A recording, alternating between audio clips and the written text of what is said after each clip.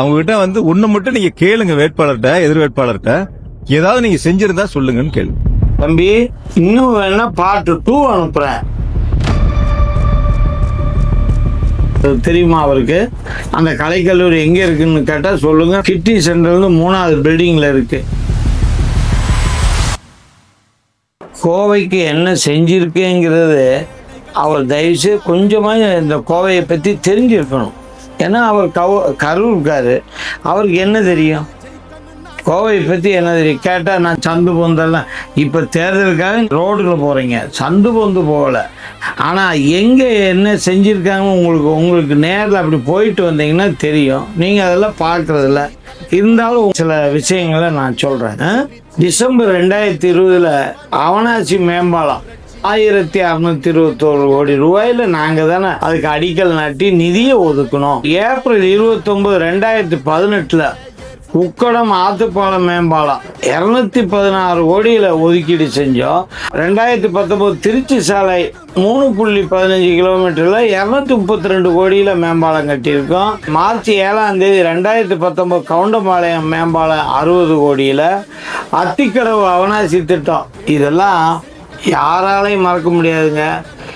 1652 கோடி ரூபாயில் இன்னைக்கு அந்த 5 மாவட்ட விவசாயிகளுடைய வாழ்வாதாரத்தை இன்னைக்கு வயிற்றுல நீர் பாய்ச்சிருக்கார் என்றால் அது எங்கள் எடப்பாடி அண்ணன் தான். அந்த திட்டத்தை அதுவும் சொந்த நிதி, கவர்மெண்ட் நிதியில் கொடுத்தோம். உங்களை போல நாங்கள் சென்ட்ரல் கவர்மெண்ட்டை கேட்கல.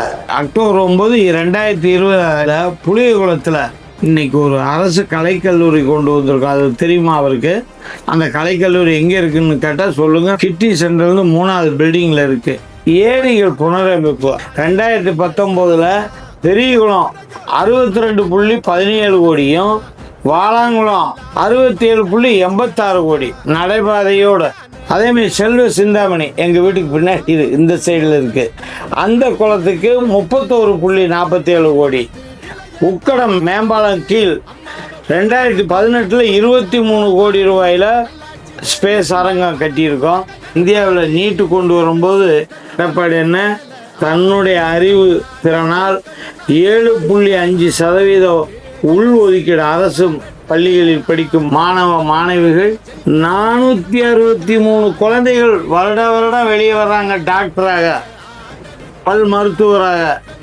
7.5% உள்ஒதுக்கீடு மட்டும் இல்லை, அவருடைய கல்வி செலவையும் அரசை ஏற்றுக்கிறோம்னாங்க. சீட்டையும் அதிகப்படுத்தினாங்க. 150 மாணவர் படிக்கிற இடத்துல 250 மாணவர் அன்னைக்கு கொண்டு வந்து தூக்குள்ளில் சேர்த்துருக்காரு. சாதனைக்குன்னு பிறந்தவர் எடப்பாடி அண்ணா.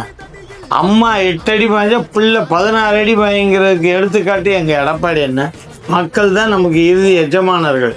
நீங்கள் கொடுக்குற அண்டா குண்டாக்கெல்லாம் இன்னைக்கு கோவை மக்கள் இல்லை, கோவை மாவட்டம் மட்டும் இல்லை, தமிழக மக்களே உங்களை இந்த வாட்டி நிராகரிப்பதுக்கு எப்படான்னு காத்துட்டு இருக்காங்க. அதை கொஞ்சம் தைரியமாக மனசை வச்சுக்கோங்க. உழைக்கக்கூடிய மக்கள் நாங்கள் பணநாயகத்தை நம்ப மாட்டோம், ஜனநாயகத்தை தான் நம்புவோன்னு சொல்லிட்டு இருக்கோம். தம்பி, இன்னும் வேணா பார்ட் 2 அனுப்புகிறேன்.